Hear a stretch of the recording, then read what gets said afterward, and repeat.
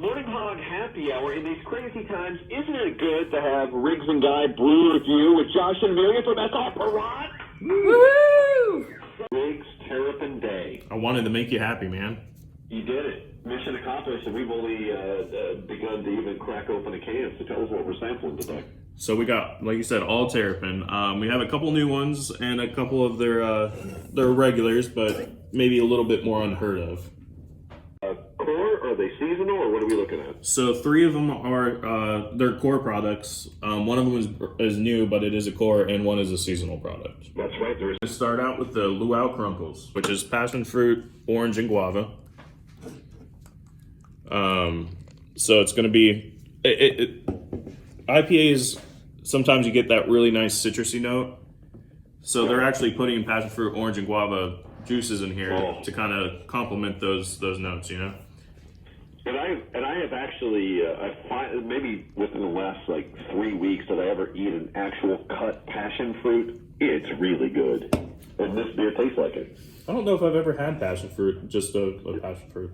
You gotta have one. I saw one. It was overpriced at the store, but I was like, well, I'm bored. I'll shop. I'll buy that. There was no toilet paper, so why not have passion fruit? Any fruit is passionate if you're. Any fruit is passion fruit if you're passionate about it. That's hilarious. You can put that on a T-shirt. Oh yeah. Oh my gosh. So this is their High Hazy IPA. It just came out a couple weeks ago. All right. I'd say you can find it on draft, but it's not currently the case. Okay. Yeah. You'll find it in the SR Brown warehouse right now. It'll be out there. But hazy IPAs are kind of cool and in right now, so Terrapin wanted to jump in and see what they could do. Okay. This smells amazing. Oh wow. It's definitely a whole. There's a different something. There's some other fruit causing some haze in this thing. Now this is all the hops. There's no fruit in this. It's just the hops. Oh, it is. Okay, now I tasted it. Yes, that is hoppy. They- Boy, that's good. They add flaked oats to this one, and then they add hops at the very last minute. I'm starting to get that oat on the back end for sure now. Mm-hmm. So with them adding the hops at the last minute, that's where that extra bitterness is coming from. Whereas you don't necessarily get that with the Krunkles. You get bitterness the whole way through. Where this, when you take your first sip, the bitterness kind of creeps up on you. You don't have to get deep into the Krunkles story, but as far as the Krunkles thing goes, there are more than one Terrapin beer bearing the Krunkle name. You know? Absolutely, yeah. And there's a whole story there. Whether or not it's fictional, I don't know. Well, but High and Hazy, though, for Terrapin, that's not fictional. That's just how they operate. Absolutely. That's really good, though. Wow, this is very good. I can see this being, I feel like this could be really a nice accessory to a spring day. Absolutely. You can finally get out and get some sun. So this one clocks in at 5.8% ABV, so once again, gets the job done, but you can hammer back a few of them, and 38 IBUs. That sounds a little low for an IPA, but with them adding those hops at the end, like I said, you're definitely still getting a nice amount of bitterness. I'd give you a high five, but we're social distancing. That's true, yeah, just high five that. So ironically, this used to be called High Five, so you may have had this in the past. I thought it did. Yeah, I thought it did. They had some trademark issues and, took the high road and just renamed the product, so it's Up High. Changing the name, but not the flavor and recipe. Now this one is does this have less octane than some of the Terrapin IPAs? This one is 5.9, so it's not bad. Oh, it is? Okay. Yep. All right. Never mind that. Then maybe I just do it right then. I'm not sure what I'm getting on the nose from this thing. So you got 5 different hops in here, so it could be anything. That's why. Okay. Yes, and that's why I'm always grateful for Terrapins, because they're not afraid to mix the hops up and throw some extra hops on top of the hops. Right. And they're very experimental too. If you guys want to find any of these beers, go to srprop.com beer finder. You're not going to be able to find them in any bars right now, but you can find them in other locations, correct?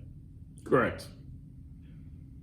Yeah, you can get these Terrapin beers anywhere now, which is crazy. Just about, yeah. I remember back in the days when I was working in Georgia, and that was the only place you could find the Terrapin beers. But now, thank God, Florida and Georgia have become friends, They shook hands virtually, and now they can share the Terrapin beer and all the goodness. I'm enjoying this. It's very good, right? I like this one because you can tell there's still a little bit of malt background to it. And the hops are definitely there, but you still get a little bit of that malt instead of just straight hops. So what does it mean when it says Citra hop? That's a type of hop. Okay. Yep.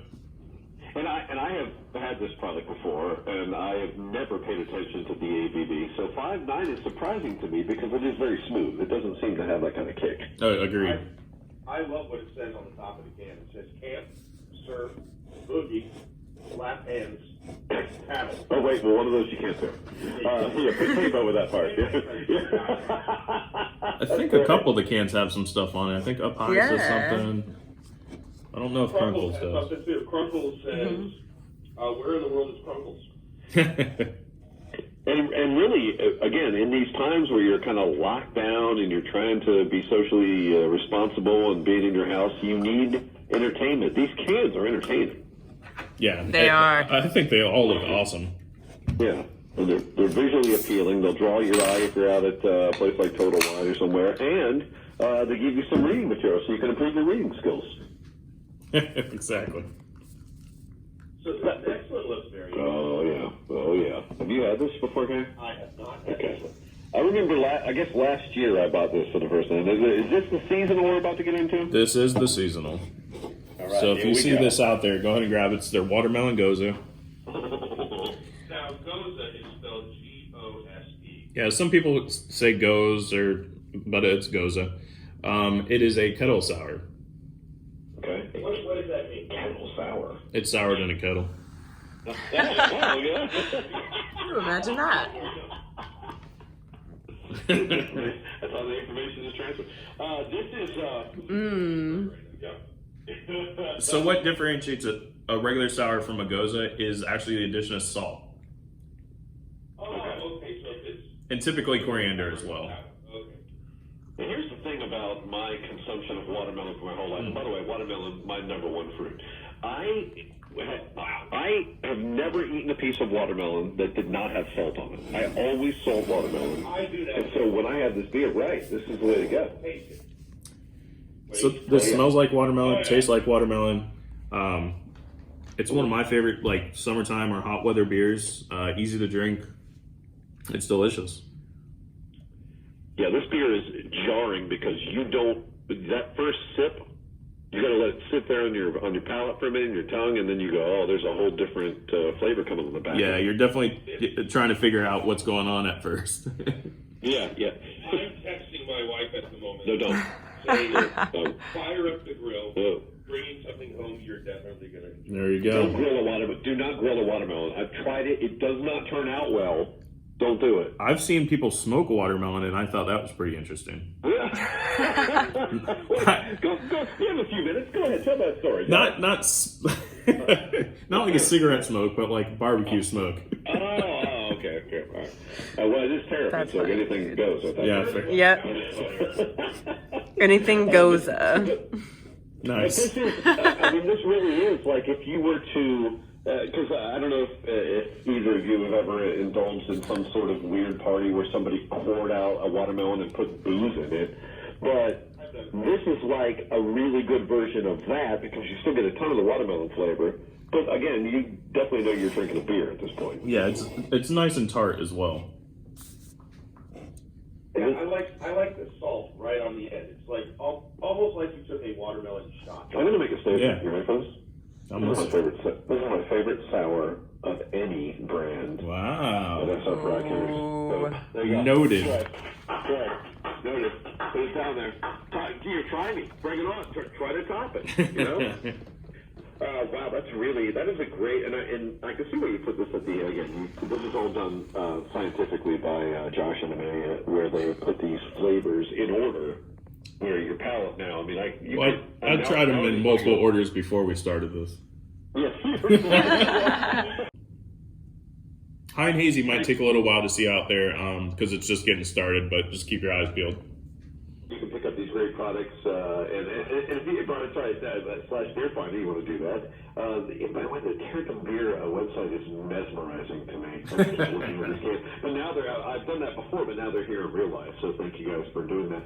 And I understand that as we sit here on the front end of a weekend in these weird times, we're kind of locked in our house, but we can still celebrate something early next week, right?